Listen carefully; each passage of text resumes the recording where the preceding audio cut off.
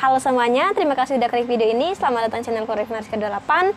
Seperti biasa, kita bakal membahas tentang jalur masuk kampus. Cuman bedanya di sini apa? Biasanya aku bahas tentang perguruan tinggi umum, yaitu yang pada SNPMB atau di UTBK, SNBT atau SNBP juga. Tapi sekarang aku bakal coba sharing tentang UMPTKIN atau jalur masuknya teman-teman yang mau masuk ke UIN, STAIN atau IAIN atau yang dikenal dengan PTKIN. Ya, memang aku rasa informasi tentang ini perlu juga disebarkan, perlu juga dimasifkan, karena juga tak jarang ketahui bahwa sedikit orang yang mengetahui jalur-jalur ini.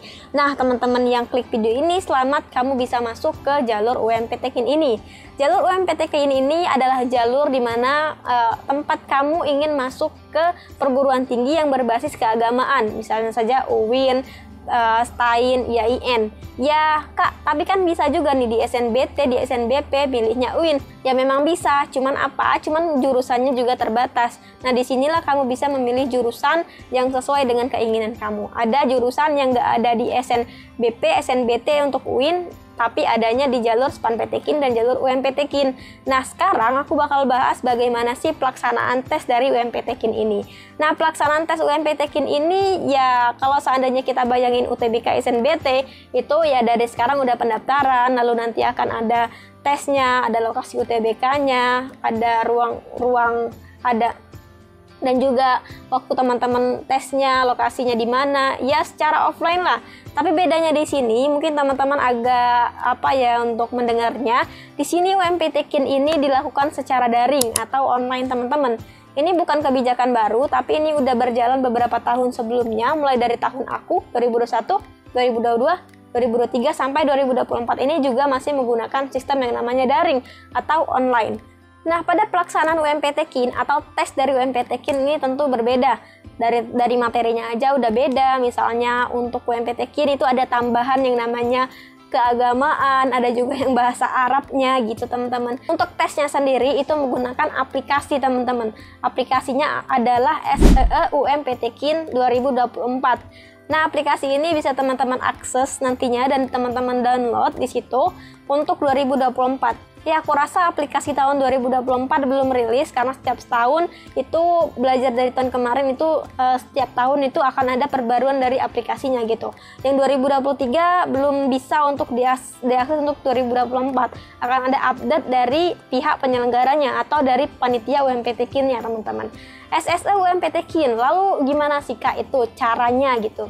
Untuk UMPTKIN dan SNBT sebenarnya itu pengerjaan atau pelaksanaannya itu hampir sama. Cuman yang membedakannya adalah tempat teman-teman mengerjakannya. Kalau kita ya fleksibel, mau di mana, mau di rumah, mau di kafe, atau mau di tempat tetangga sekalipun, itu nggak masalah. Cuman kalau yang UTBK, teman-teman harus datang ke tempat yang telah disediakannya. Pengawasannya itu menggunakan kamera yang ada di aplikasi SSE UMPTKIN tersebut. Aplikasinya teman-teman download, kemudian teman-teman memulai tesnya, lalu teman-teman di samping kiri itu akan ada yang namanya kamera dan juga dapat menangkap dapat menangkap wajah teman-teman dan juga suara teman-teman. Dan ada aturan di mana di depan ini harus tembok. Misalnya di sini kita harus hadapan dengan tembok, di belakang harus kosong gitu, teman-teman. Jadi kayak misal di depan aku ini harus tembok dan di belakang ini ya udah kosong gini gitu, teman-teman. Diusahakan banget gak ada lalu orang siapapun.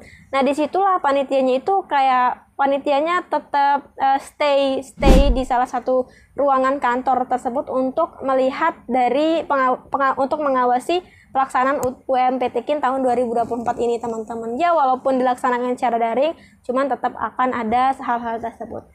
Lalu itu menggunakan sinyal juga. Bagaimana nih kak untuk teman-teman yang terkendala, misalnya terkendala di sinyal? Belajar dari tahun kemarin, teman-teman yang terkendala dengan sinyal itu melapor ke helpdesk-nya. Lalu akan ada waktu di mana teman-teman diberi kesempatan untuk melaksanakan UMPTKIN tahun 2024-nya gitu. Ya, aku nggak tahu kecurangan-kecurangan dari UMPTKIN karena memang itu dilaksanakan secara daring ya, teman-teman. Jadi nggak ada pengecekan kayak UTBK yang dicek menggunakan metal detektor terlebih dahulu, tapi ini kayak kamera doang gitu. Jadi menurut aku potensi untuk kecurangannya tuh banyak banget gitu, teman-teman. Cuman secara umum gambaran dari pelaksanaan UMPTKIN seperti itu, teman-teman. Pertama, teman-teman akan membayar dari biaya UMPTKIN, memilih pilihan program studi, lalu melaksanakan melaksanakan yang namanya ujiannya secara daring gitu teman-teman. Dan untuk cara untuk menggunakan SEU-UMPTQ ini mungkin aku akan bahas di next video. Tapi di sini kita harus tahu dulu bahwa pengaplikasiannya itu seperti itu. Kita harus prepare dari sekarang. Misalnya teman-teman belum ada laptop, diusahakan minjem dengan siapa atau gimana gitu teman-teman. Dan sekarang juga pun masih belum pembukaan untuk pendaftaran SEU-UMPTQ dan juga untuk pelaksananya juga belum, pendaftarannya juga belum ya teman-teman.